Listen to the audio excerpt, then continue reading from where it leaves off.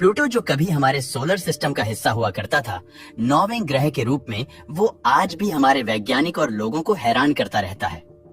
साल 2015 में new Horizons mission ने प्लूटो का पहला क्लोज अप व्यू दिया, जिसमें प्लूटो का डायनामिक और कॉम्प्लेक्स वर्ल्ड देखा गया।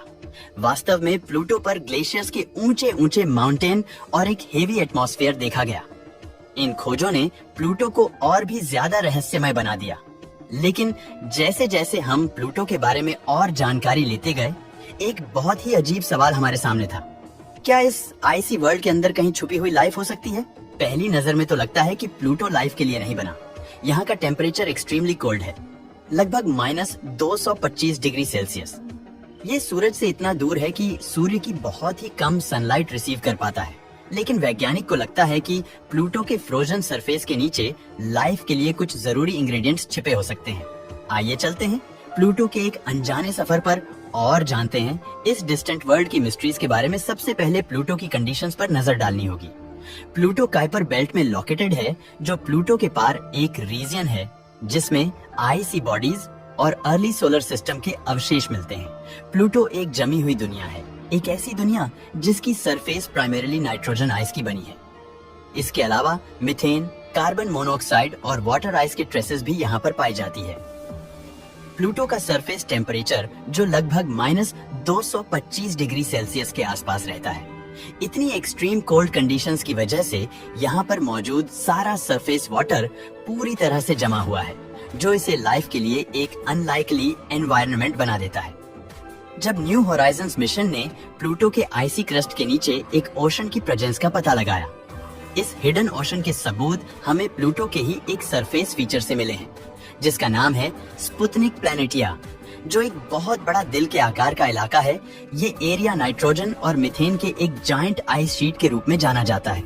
इस इलाके की स्मूथ और क्रेटर फ्री सरफेस ये संकेत देती है कि जरूर ये प्लूटो पर हुई रिसेंट जियोलॉजिकल एक्टिविटी के कारण ही बना होगा। वैज्ञानिक का मानना है कि ओशन की प्रेजेंस प्लूटो की सरफेस पर देखे गए फीचर्स को एक्सप्लेन कर सकती है। एग्जाम्पल के लिए प्लूटो के आईसी शेल पर जो क्रैक्स और रिजिज है, वो शायद ओशन के धीरे धीरे फ्रीज होने पर हुए एक्सपेंशन के कारण बने होंगे।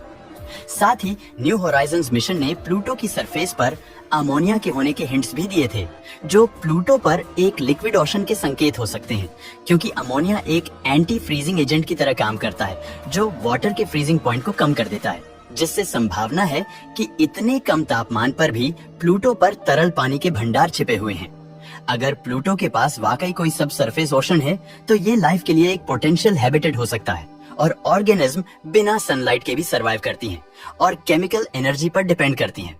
हो सकता है कि प्लूटो पर भी ऐसी ही कंडीशंस हो, जहां लाइफ केमिकल रिएक्शंस के जरिए आइस के नीचे मौजूद ओशंस में फल फूल रही हो।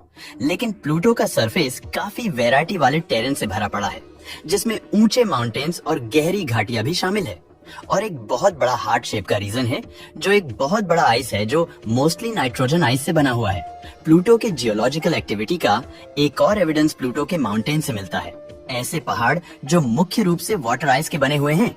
ये माउंटेन की ऊंचाई करीब 4000 मीटर तक जाती है। ऐसे बड़े माउंटेन का होना ये इंडिकेट करता है कि प्लूटो का क्रस्ट स्ट्रॉन्ग और रिजिड वाटर आइस से बना हुआ है, जो मैसिव स्ट्रक्चर को भी सपोर्ट कर सकता है।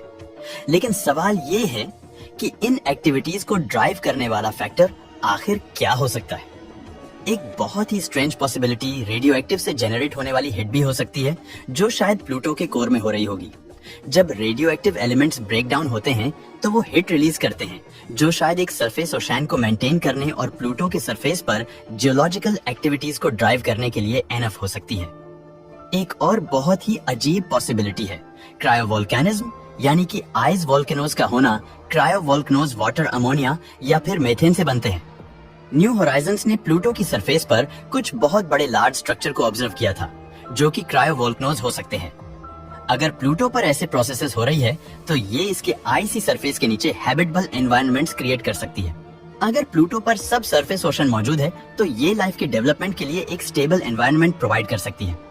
फिर चाहे ओशंस एक्सट्रीमली कोल्ड हो या पूरी तरह से डार्क हो, लाइफ फिर भी वहां पर सरवाइव कर लेगी।